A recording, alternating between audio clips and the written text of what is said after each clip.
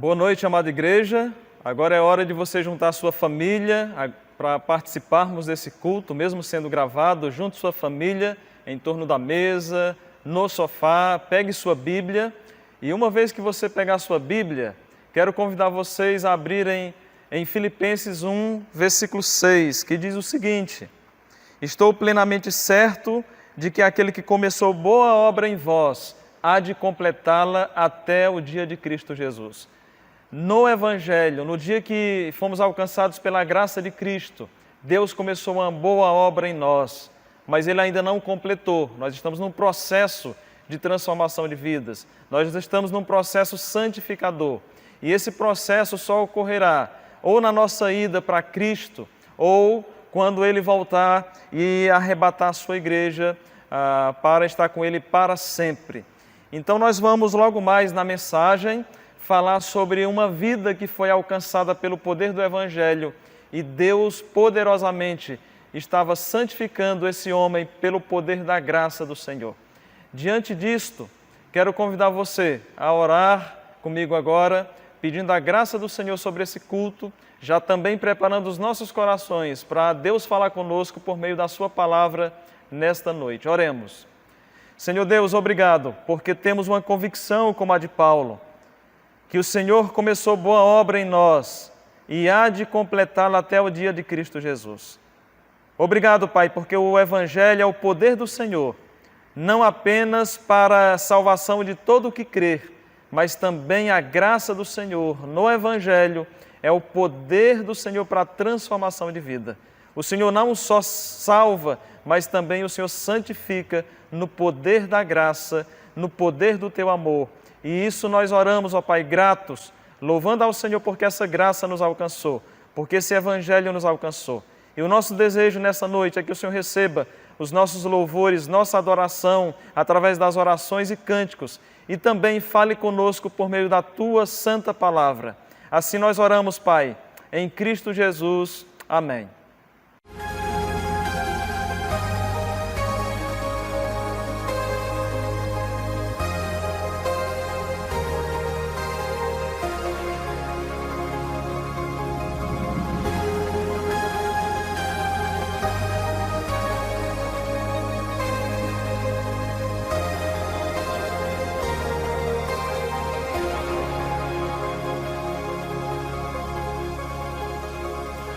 Aguardo o dia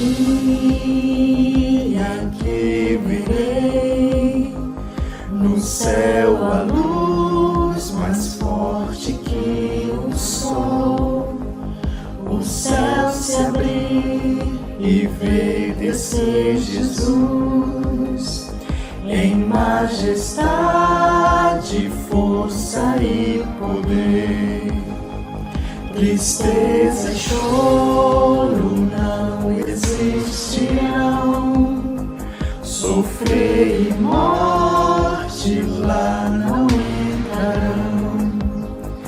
Na eternidade com meu Salvador, pra sempre adorarei ao meu Senhor. Virá o Rei Jesus, meu coração deseja vê-lo. Em sua presença pra sempre estar, aguardo o dia em que Ele vem nos buscar.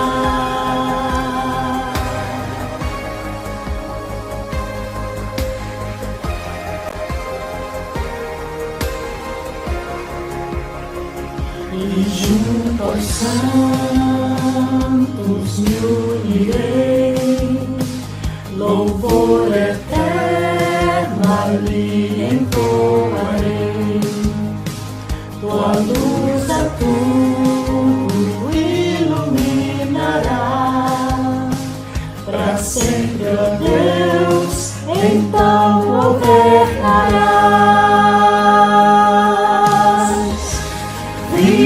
Virá o Rei Jesus,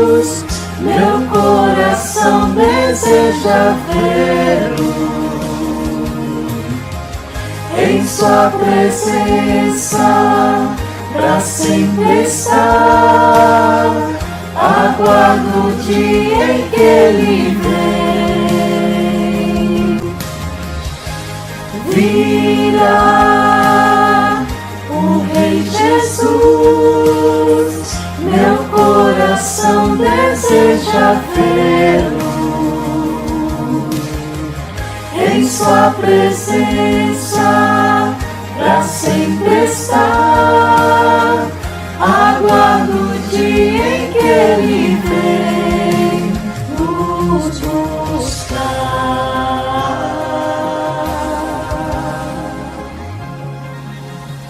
Sua vinda aguardo eu, cantando meu lar no céu. Seus passos hei de ouvir, soando lá além do escuro véu. Passarinhos, belas flores, querem me cantar. São vãos terrestres esplendores, mas contemplo meu lar. Meu lar Virá o Rei Jesus, meu coração deseja vê-lo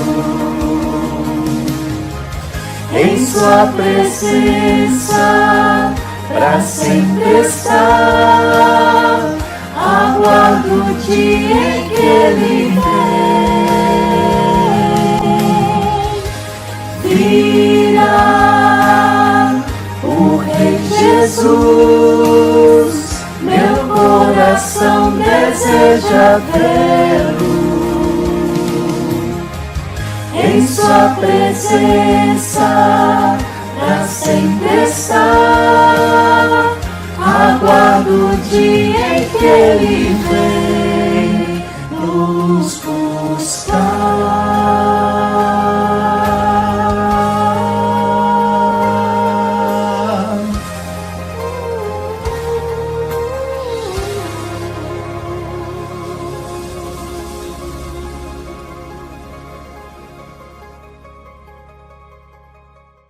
Então, boa noite, meus irmãos.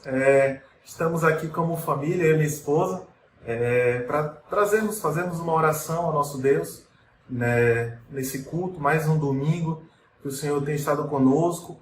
Mesmo em meio às dificuldades, a gente não tem dúvida que o nosso Deus, ele controla tudo, ele está no controle de tudo. Nós cremos assim. Então, nos acompanhe em oração, feche seus olhos, abaixe sua cabeça, como a tia Vitória tem nos ensinado, e vamos orar. Seu Deus, ó Pai, nós queremos te agradecer, Deus, pelo dia, meu Deus, porque mais uma vez, meu Pai, o Senhor permitiu que nós estivéssemos aqui, meu Pai, para ouvir um pouco mais do que o Senhor tem nos revelado na Tua Palavra, através da mensagem do nosso pastor.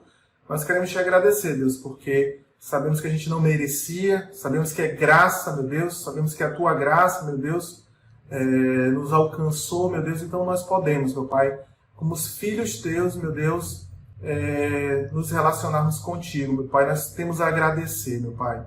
Nós queremos te rogar, meu Deus, pelas famílias da IBRBV, meu Deus, pelas famílias da nossa igreja, meu Deus, que têm passado por essa dificuldade, têm passado por essa pandemia, meu Pai. Nós queremos te pedir, meu Deus, que o Senhor esteja consolando, meu Deus, cada família que tem passado por luto, meu Deus, tem passado também pelo problema da saúde, na saúde, meu Deus.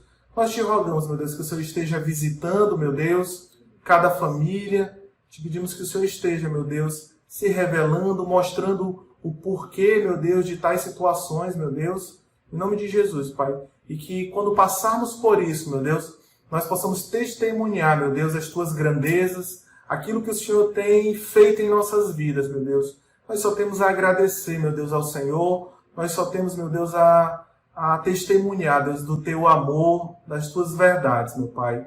Então, cuida de nós, cuida da nossa igreja, meu Deus, cuida das nossas crianças, dos nossos jovens, dos nossos adolescentes, meu Deus, dos nossos casais da igreja, meu Deus, que nós possamos, meu Deus, crescer cada vez mais no Senhor, meu Pai. Em nome de Jesus nós oramos e agradecemos, já gratos, meu Pai. Amém. Amém. Obrigado, pessoal. Tchau, tchau. Nesse momento difícil que nós temos enfrentado como igreja, meus amados irmãos, queria convidar agora uma família da nossa igreja para nos levar ao Senhor em oração, clamando pela graça e misericórdia do Senhor sobre esse tempo que nós temos enfrentado. Uma vez que nós não temos podido nos reunir como igreja presencialmente, nós temos convidado algumas famílias para orar e agora vamos convidar mais uma família, desta vez para orar pela mensagem que ouviremos logo a seguir. Olá, irmãos, como vocês estão? Olá. Queremos orar aqui pedindo a Deus que abençoe agora esse momento da mensagem do pastor Carlos. Vamos orar aqui a Deus pedindo suas bênçãos. Senhor, nosso Deus e Pai, nós te louvamos, Senhor, por esse momento que podemos ouvir da Tua palavra, Senhor. Abençoa os corações, as mentes, e abençoa o coração e a mente do pastor Carlos, dando sabedoria e a palavra correta para ele.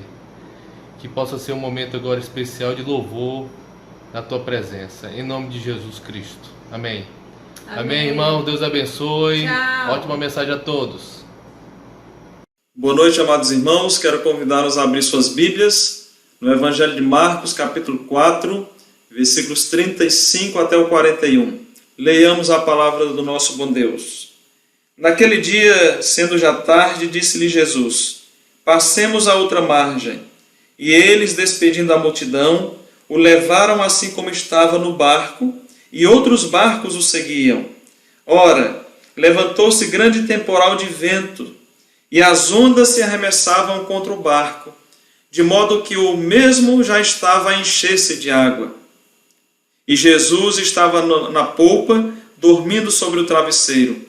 Eles os despertam e lhes dizem: Mestre, não importa que pereçamos?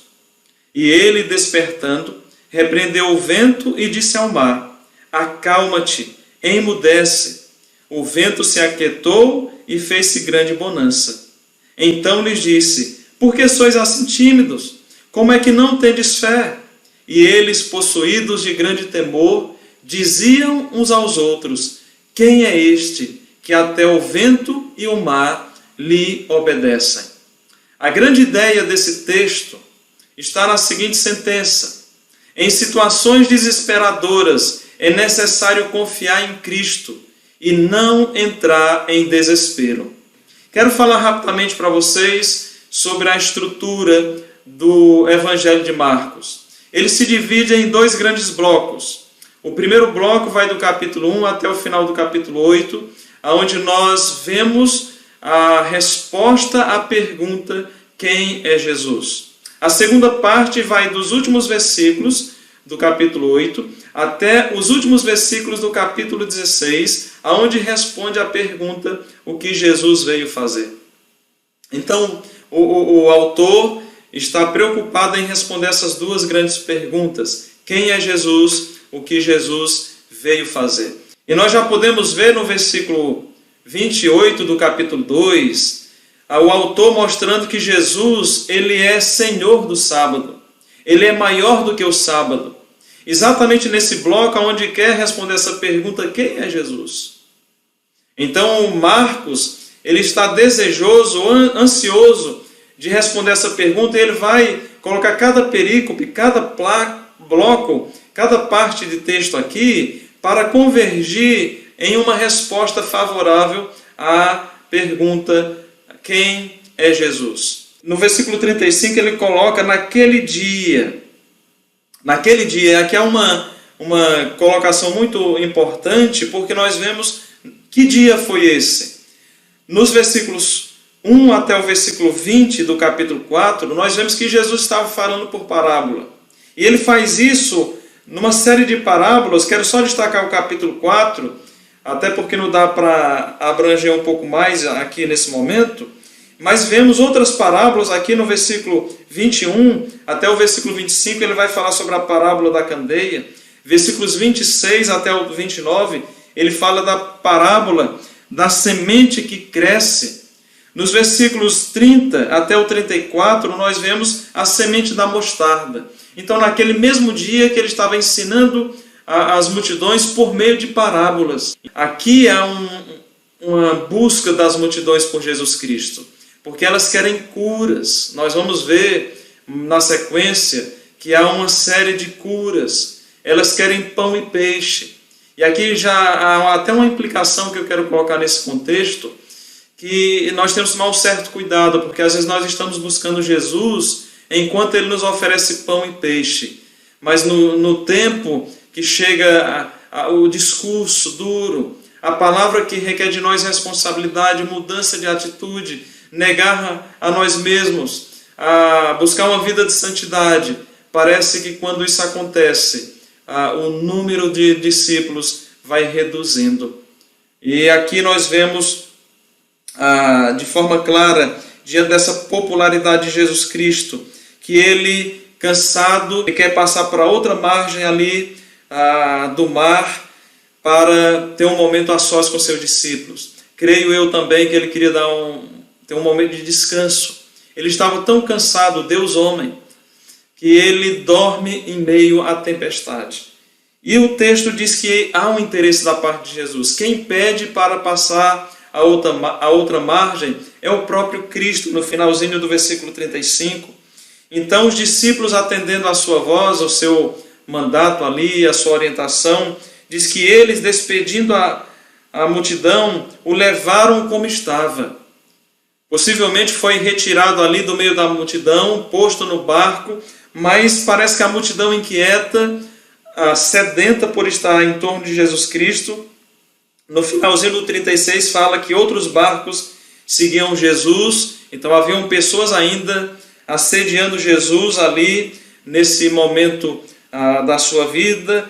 E se Jesus estava buscando um momento de descanso, um momento de tranquilidade, nós vemos que o que vai acontecer é um pouco diferente. E aqui quero destacar a importância do autor Marcos apresentar Jesus como aquele que tem o poder e é Senhor do sábado. Vai mostrar para nós que Jesus ele é superior à criação, mas ele é Senhor sobre a criação. Ele tem todo o domínio, todo o poder sobre a criação. Eu quero falar rapidamente um pouquinho do desdobramento desses versículos, dos versículos 37 até o versículo 41. Vemos aqui no versículo 17 que o barco quase chegou a encher-se de água, como diz o autor no finalzinho do versículo 37. E algumas características que mostram a intensidade dessas ondas é que ali era uma região de altas colinas. Além do mais, ficava abaixo do nível do mar 215 metros. Então era muito propício para os ventos levantarem ondas gigantescas. Algumas menores chegavam de 2,5 metros, chegavam até 3 metros, mas devido a essas características peculiares daquela região que se encontrava o barco, aqui relatado no texto, as ondas eram muito mais intensas, porque elas estavam e eram provocadas exatamente em meio a essas colinas. Então, por conta de estar mais baixo ali, terem essas colinas, as ondas chegavam com muito mais potência, os ventos eram mais fortes, e era uma região de mar profundo. Então se levantou, como diz aqui no versículo 37, se levantou grande temporal de ventos, exatamente por estar aquela região entre essas colinas, abaixo do nível do mar, 215 metros. Então houve ali uma intensidade nos movimentos, ao ponto de quase chegar a encher aquele barco, a ponto de afundar. Mas é irônico que mesmo em meio a essas ondas gigantes, essas fortes ondas naquele barco, vemos aqui, e o autor destaca de propósito para nós, e Jesus estava na polpa, dormindo sobre o travesseiro. Parece aqui paradoxal, parece irônico, Eu creio que aqui não tem apenas o aspecto do cansaço físico de Jesus, revela muito sobre a humanidade de Jesus Cristo. Talvez na sistemática esse seja um versículo importante a nós falarmos da humanidade de Cristo, que ele também se cansava como Deus homem. Mas aqui, nesse ambiente, é muito interessante ele dormir em meio às tempestades, porque isso vai revelar muito o que está no coração dos seus discípulos. E diz aqui que os discípulos, eles, incomodados com aquilo, ficaram indignados, porque em certo sentido, talvez até nós fizéssemos isso com Jesus, se percebêssemos, se estivéssemos na sua época, eu creio que nós faríamos a mesma coisa. Talvez nós chegaremos para Jesus: Jesus, você não vai fazer nada. Porque na realidade esse é o tom dos discípulos. Quando eles vão até Jesus, o texto diz, eles os despertam e lhe dizem: Mestre, não te importa que pereçamos? E eu quero aqui destacar essa palavra mestre. Quando eles vão chamar Jesus, eles não vão chamar Jesus. Mestre é até interessante porque se conecta com os primeiros versículos do capítulo 4. Vemos Jesus como mestre. Eles tinham acabado de ver Jesus ensinando. Então eles dizem mestre. Estavam vendo apenas nesse momento Jesus como um rabino. Eles simplesmente estavam admirando Jesus como mestre. Mas aqui já revela para nós que esses discípulos não tinham ainda a percepção de Jesus como Senhor, como autoridade, aquele que tinha o domínio sobre todas as coisas. É tanto que se isso fosse real, se eles já tivessem essa consciência de quem era Jesus, eles não chamariam, não tratariam Jesus dessa maneira. Porque na realidade eles estão aqui, abro aspas, dando uma bronca em Jesus. Quando eles vão despertar Jesus do seu sono, eles basicamente estão dizendo: Jesus, você não vai fazer nada, vai ficar dormindo aí.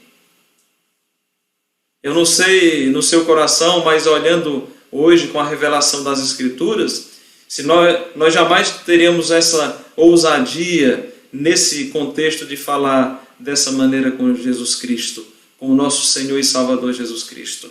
Mas será se em outras áreas nós não questionamos?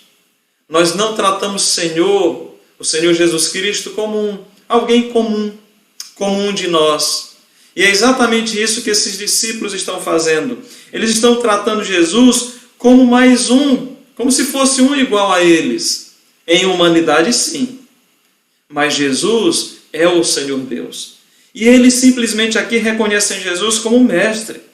E eles dizem: Jesus, você não se importa que nós estamos aqui morrendo? Nós vemos isso, por exemplo, a Marta se queixando da sua irmã e dizendo: Jesus, o senhor não vai fazer alguma coisa? Eu estou aqui fazendo alguma coisa e a minha irmã Maria está aos teus pés. Parece que isso é inerente ao ser humano a ter esse tipo de atitude. Mas eu queria fazer uma correlação aqui de cena. Eu quero tentar trazer algumas implicações para nós.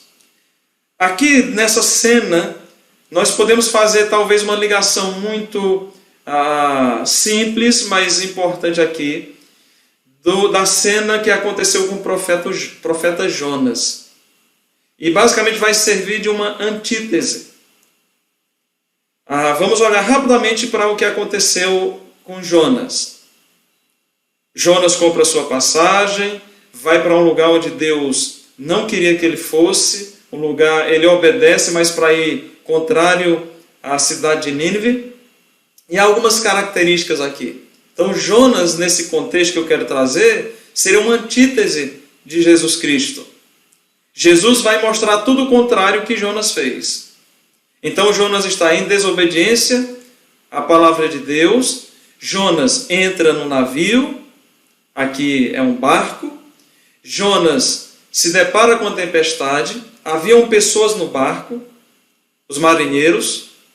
Jonas estava num profundo sono, mas ao contrário de Jesus. E é interessante que os marinheiros, e eu quero já contrapor isso aqui com os discípulos de Jesus, porque os discípulos de Jesus aqui, quando o despertam, eles dizem: mestre, não te importa que pereçamos?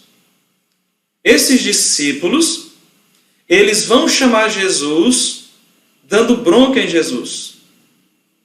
Quando olhamos para a narrativa lá de Jonas, os marinheiros, quando eles vão chamar o profeta Jonas, despertar do seu sono, eles conclamam a Jonas e dizem: Jonas, ora ao teu Deus, para ver se ele tem misericórdia de nós. É muito intrigante, porque era isso que os discípulos nesse momento aqui deveriam ter feito. Não é ir até o Senhor Jesus e dizer: o Senhor não vai fazer nada. Nós estamos aqui trabalhando, quase beirando a morte, e o Senhor está dormindo aí. Era para eles terem chegado aqui para Jesus e dizer: Senhor, pede ao nosso Pai do céu para que intervenha. E eles não fazem isso por causa da sua cegueira espiritual. E o contraste aqui é tão interessante nessas duas cenas, porque ali os marinheiros eram ímpios. Eram pessoas ímpias que estavam exercendo sua fé, e não estou dizendo que eles estavam convertidos naquele momento, mas estou contrastando a atitude de um ímpio que está pedindo para que um profeta de Deus ore para que o seu Deus intervenha e venha acalmar aquela fúria do mar. Diferentemente de os discípulos de Jesus, que são homens aqui que conhecem o Deus encarnado. A discrepância de contraste é gigantesca. Então aqui nós temos algumas lições, não só contrastando Jonas com o Senhor Jesus, um servo de Deus obediente, Jesus Cristo, um homem profeta que era para servir a Deus em obediência, e ele está desobedecendo. Nesse contraste nós vemos aqui a incredulidade desses discípulos. De fato, ainda os seus olhos não estavam desvendados para quem era Jesus. Por isso o autor, ele está insistindo nessas narrativas para que a sua audiência tenha a resposta quem era Jesus. Mas os discípulos que estavam vivendo essa situação, eles não conheciam quem era Jesus. Por isso que eles chegam já exatamente criticando Jesus e dizendo: o Senhor não se importa que nós morramos? O Senhor não está preocupado conosco? Vemos que o Senhor Jesus, ele descansa. Ele está deitado aqui na polpa, dormindo sobre o travesseiro. E lembra que eu falei que eu queria destacar isso aqui não apenas como um ato de descansar tão somente. Mas aqui o autor, ele quer trazer uma implicação para os seus ouvintes. Que da mesma maneira que Jesus está tão descansado, dormindo em meio às tempestades, descansando em meio às tempestades, na confiança de que Deus está no controle, os ouvintes também devem descansar. E aqui nós já temos uma lição para nós, que apesar das tempestades, apesar dos tempos desastrosos, nós podemos descansar como Jesus descansou, confiando que Deus está no controle de todas as coisas. Que enquanto nós dormimos, inclusive, Deus mantém-se acordado, sentado no trono. Que mesmo nesses ambientes difíceis que nós temos vivido, temos um Deus que está no controle de todas as coisas. Então esse ato de Jesus estar dormindo tem implicações seríssimas para a nossa vida cristã. E o autor aqui quer mostrar que da mesma maneira que Jesus estava descansando diante do seu Deus, diante do seu Pai do céu, assim também nós devemos descansar. Veja que Jesus está descansado em Deus, confiado tão somente no seu poder, na sua sabedoria. Vemos que Jonas estava descansando, contrário à vontade de Deus, em desobediência à palavra de Deus. Esse contraste aqui fica muito nítido, e eu queria colocar isso para nós aqui. E aqui nós vemos o desespero desses discípulos. Também é um contraste muito claro aqui que o autor coloca para nós. Enquanto vemos o nosso Senhor e Salvador Jesus Cristo descansando diante de Deus, nós vemos aqui discípulos que estão diante de Deus e eles estão aqui desesperados diante desse Deus. Veja, Jesus está descansando diante de Deus e em Deus. E esses discípulos estão diante de Deus, estão desesperados, com o próprio Deus, inclusive, encarnado. Estão se voltando contra esse próprio Deus em murmuração, em reclamação, em afronta ao Deus Todo-Poderoso. E quando nós temos cegueira espiritual, quando nós não conseguimos enxergar essas questões da natureza de Jesus Cristo, a nossa tendência é também incredulidade, é também reclamar de Deus. Talvez em algum momento nós já perguntamos: Senhor, o Senhor não se importa com a situação que nós estamos vivendo? O Senhor não se importa com tudo isso que está acontecendo? O Senhor não se importa porque parece que o barco está afundando? O Senhor não se importa conosco? O Senhor não se importa, como diz aqui, nós poderíamos até parafrasear: Jesus, Mestre, não te importa que pereçamos, que morramos, que sejamos afligidos? Senhor, o Senhor não se importa? Talvez em algum momento, esses últimos dias, nós questionamos o caráter soberano, o caráter bondoso, a graça de Deus sobre nossas vidas. Talvez chegamos a questionar, dizer: Senhor, eu acho que o Senhor não está se importando com o que está acontecendo conosco. O Senhor não está se importando com o que está acontecendo no mundo. O mundo está indo de mal a pior e o Senhor não faz nada.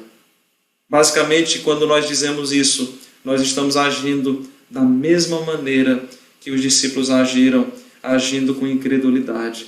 Qual tem sido a sua reação diante dessa pandemia, diante dessas tempestades? Aqui nós vemos duas razões claras aqui, reações. A primeira é incredulidade, a segunda é dependência.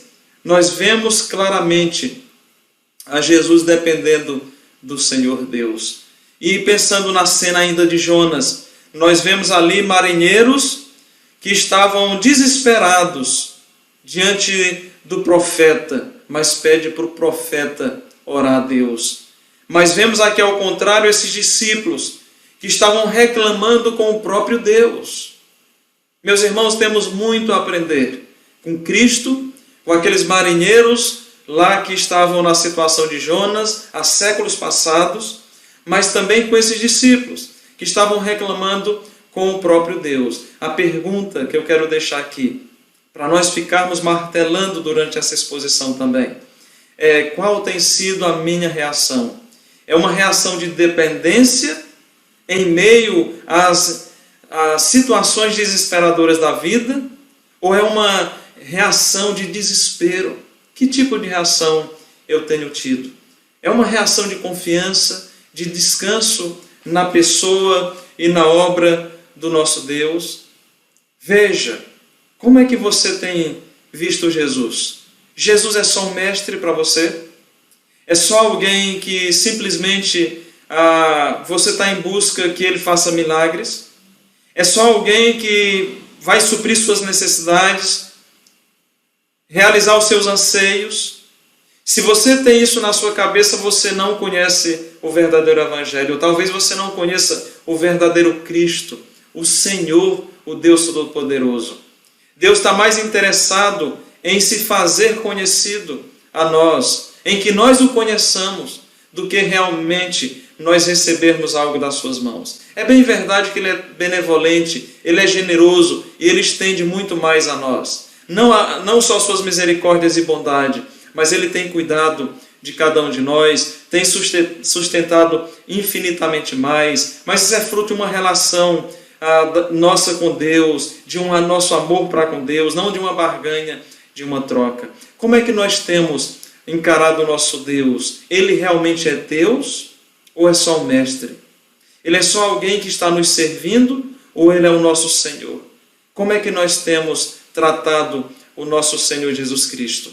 Os discípulos estavam cegos, eles estavam impedidos de ver quem era Jesus, porque aquelas circunstâncias, as tempestades, estavam ofuscando, estavam impedindo que eles pudessem olhar para Jesus Cristo. E diz aqui no 39, que ele, Jesus, despertando, repreendeu o vento e disse ao mar: acalma-te, emudece. E o vento aquietou, e fez-se grande bonança. Quero falar um pouco sobre esse versículo aqui. Veja que os discípulos repreendem Jesus.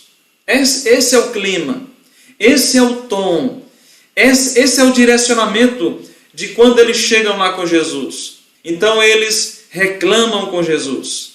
Mas vemos aqui no versículo 39, Jesus repreendendo com a sua autoridade, com seu poder, com seu senhorio, ele repreende o vento e fala ao mar: acalma-te, emudece. E vemos a grande bonança.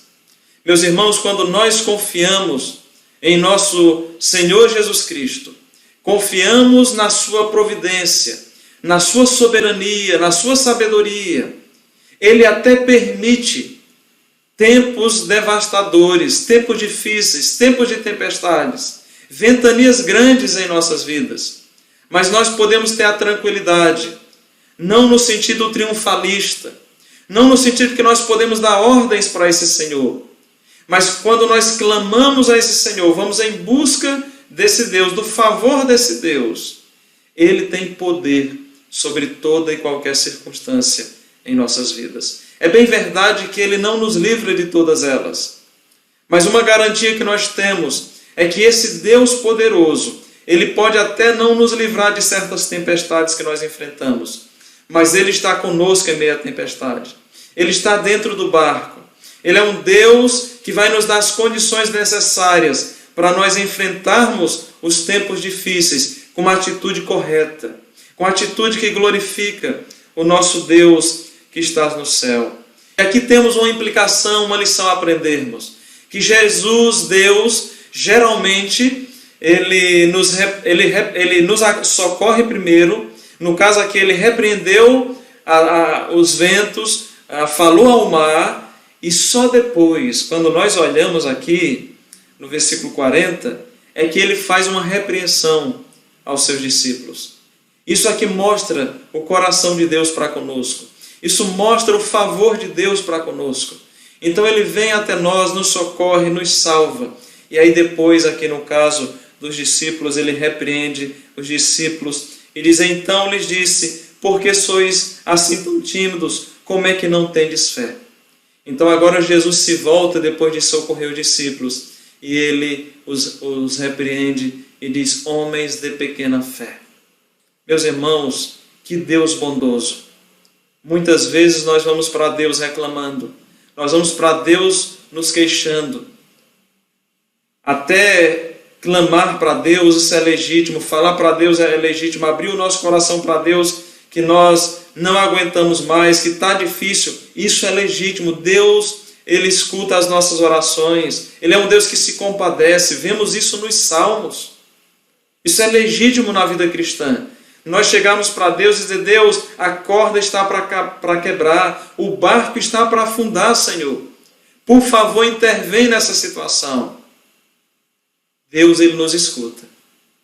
E Ele é tão misericordioso que até em certas circunstâncias como essa, Ele ainda vai em socorro dos seus. E depois que Ele socorre os seus, é que Ele vem e repreende, porque Ele quer que os seus discípulos amadureçam, Ele quer que os seus discípulos compreendam quem Ele é. Então veja que os discípulos, eles não têm fé, porque eles não voltam a sua atenção para Jesus Cristo. E quando nós não voltamos nossa atenção para quem Deus é, olhamos para os seus atributos, olhamos para o caráter desse Deus Todo-Poderoso, nós não teremos fé. E é por isso que esses discípulos aqui criticam Jesus, repreendem Jesus, porque eles tiraram os olhos de quem verdadeiramente é o Senhor Jesus.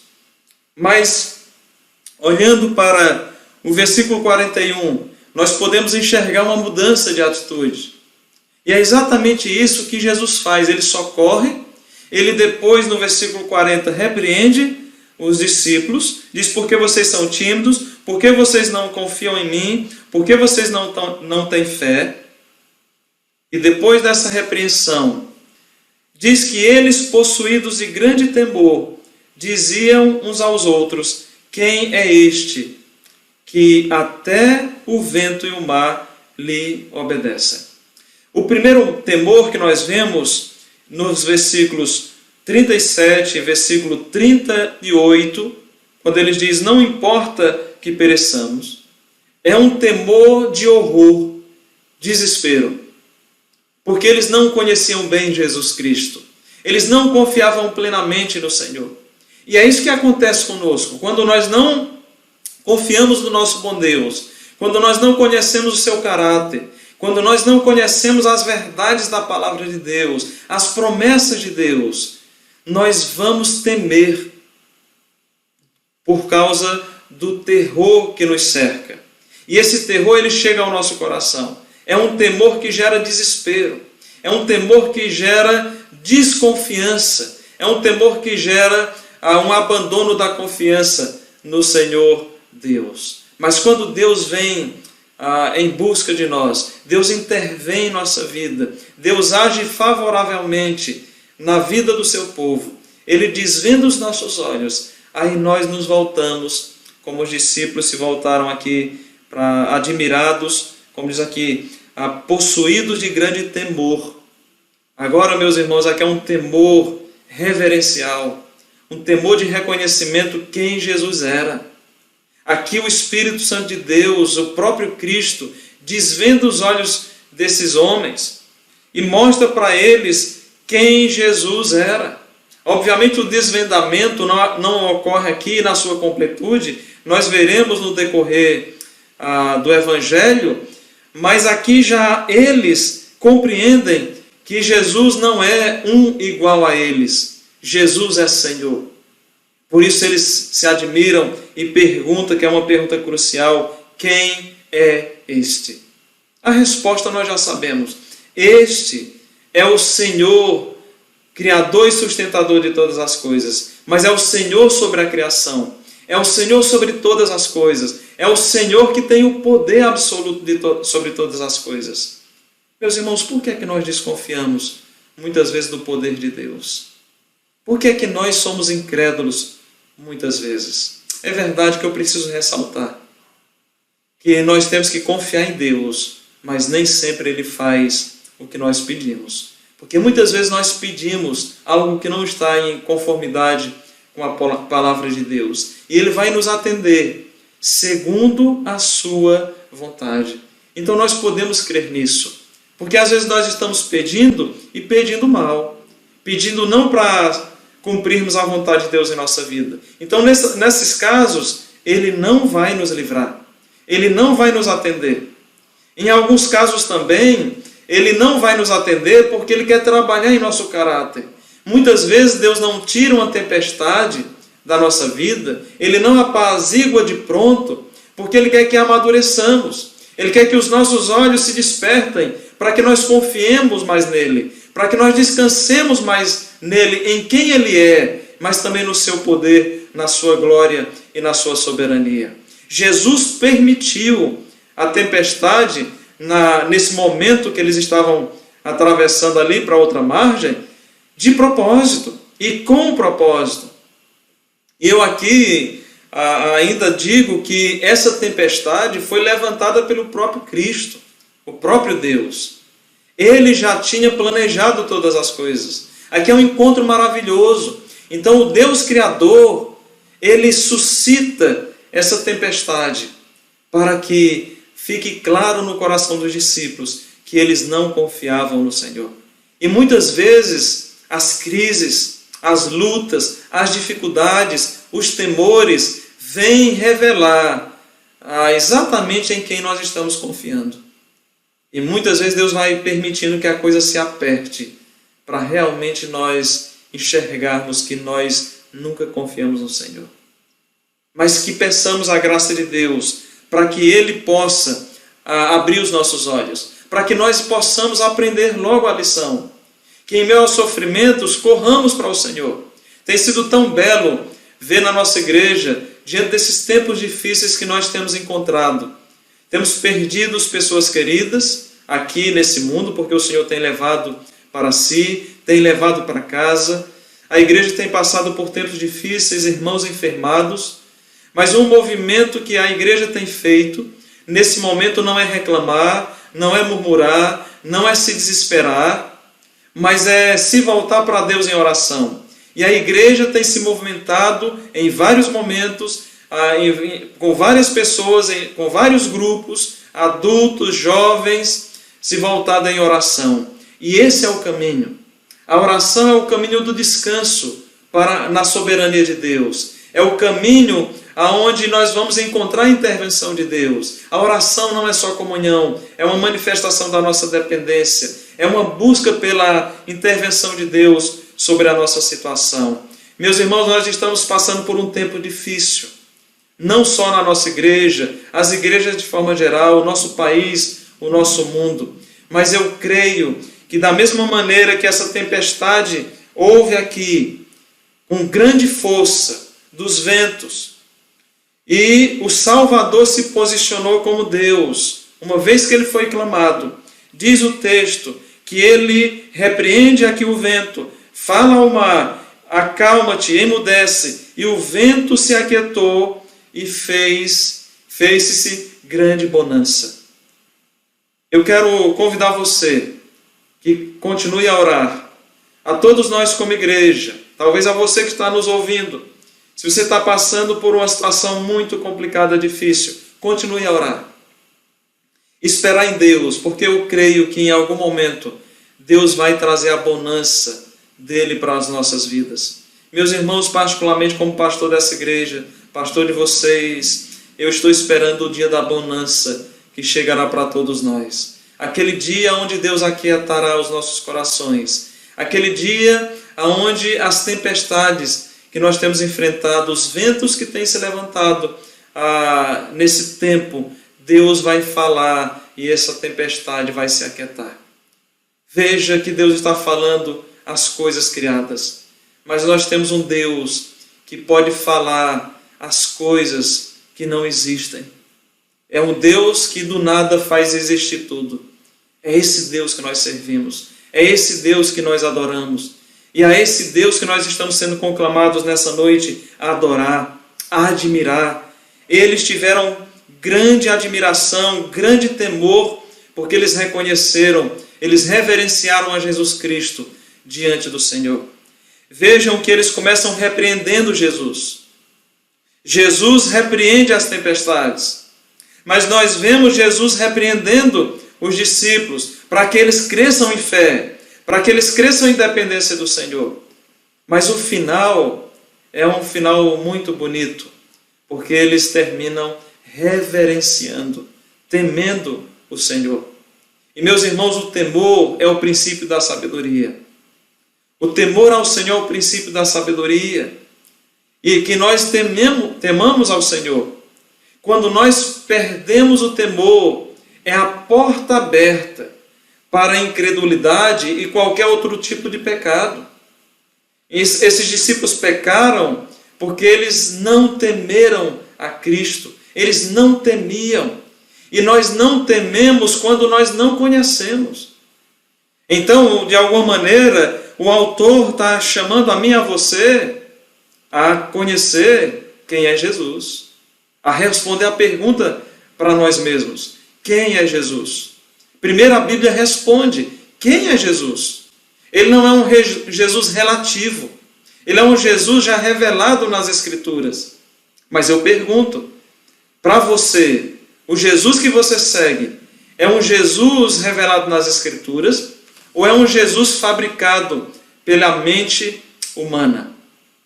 Eu quero trazer aqui duas lições gerais para nós, diante desse texto tão especial, que fala muito ao nosso coração, às nossas convicções, questionam as nossas convicções, mas também nos norteiam para ela.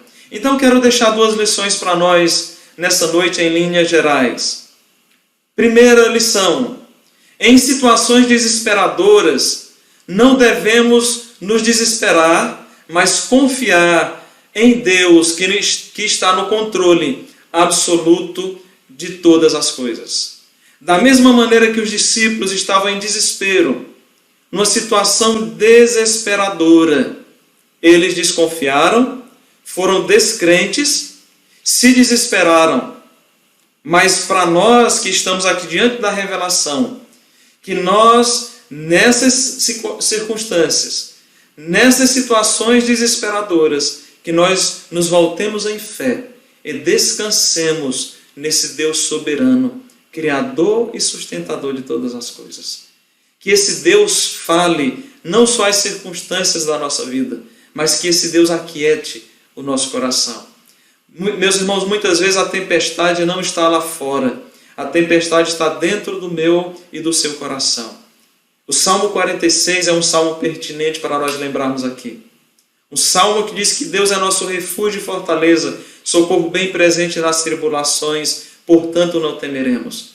E ele começa a colocar uma série de itens, e ele diz, ainda que o mar fique furioso, espumeje, as nações bramem, reinos se abalem, e ele começa a falar sobre a criação em conflito, em caos, e ele entra no meio do salmo, no versículo 10, e diz, aquietai-vos e sabei que eu sou Deus.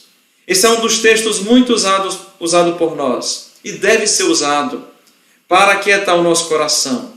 Mas é muito interessante que esse salmo, quando Deus entra em meio à tempestade, é uma tempestade, um caos em meio à criação.